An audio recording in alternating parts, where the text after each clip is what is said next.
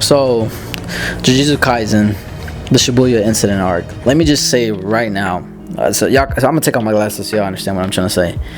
This shit is fucking goated. Now I have no doubt in my mind once this shit gets animated, it will blow the internet apart. I'm gonna see so many fucking edits, and I don't blame y'all because listen, bro. I just finished reading it just not too long ago, and honestly, the only reason why I read it is because I was on TikTok and I saw like some spoilers of basically Sukuna entering in Megumi's body or some shit like that, and I'm like, yo, I have to catch up. And if y'all don't know, I saw the movie in theaters and I saw season 1, and I knew they were gonna animate season 2, so I was gonna wait just to catch up, you know, basically just be the anime only. But like when I saw that, I'm like, you know what, I can't help it, I'm just gonna read it and see what's up. And as I was reading it, before I even got to Shibuya incident arc, we got to see Gojo's past, or a little bit of that, and basically understanding a little bit more of Gojo's past and Geto and how they became friends, and then finding out what I guess was the turning point for Geto and why he just ended up changing, I guess you could say, and stuff like that. And then they introduced a character of Toji, and he's basically the father of Megumi.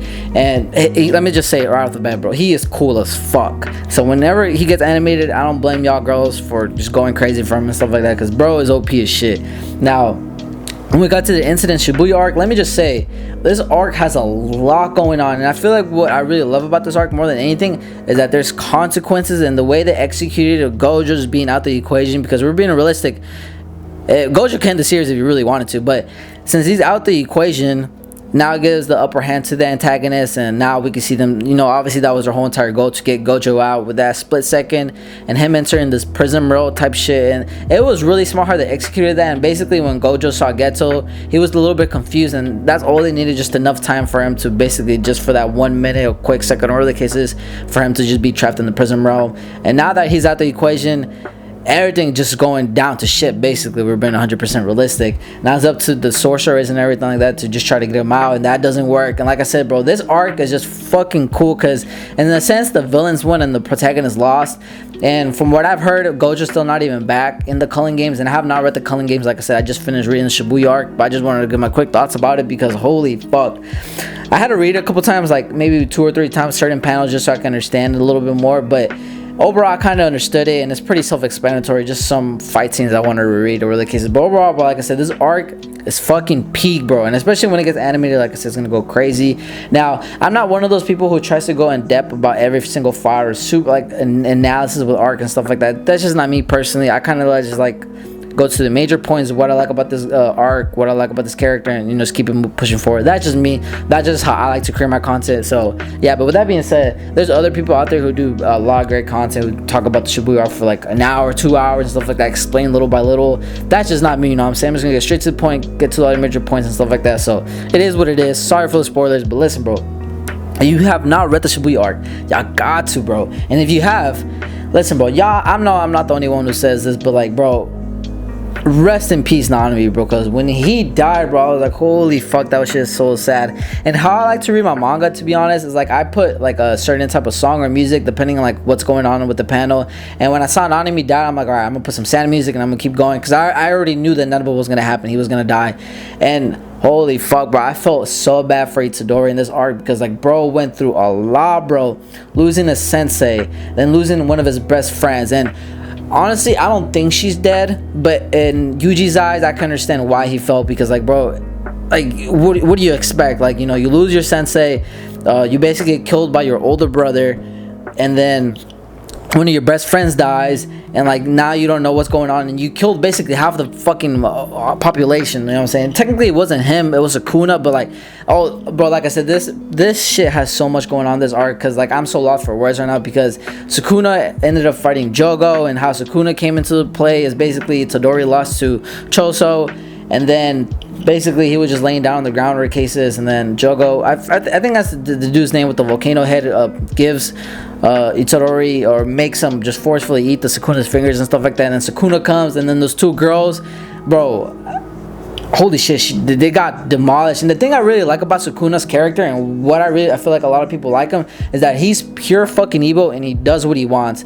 So for example, compared to like, let's say y'all remember Naruto with the demon fox and stuff like that, the Demon Fox ended up, Kurama basically ended up turning into a good guy kinda, and with the Black Clover, y'all remember Asta and the devil, I forgot the devil's name, I forgot the devil's name, but he ends up turning into a good guy and becoming basically one of the protagonists. But with this arc and just moving forward, I don't see Sukuna anytime anyway turning good, because bro does whatever he wants. He's just pure fucking evil, basically what I'm getting out of it, and I personally love it. I hope he stays evil, and I hope he doesn't have like that good change of heart, I guess you could say, because that will really change the story of the mood and everything we have going on basically moving forward with Sukuna, because Sukuna still has a lot.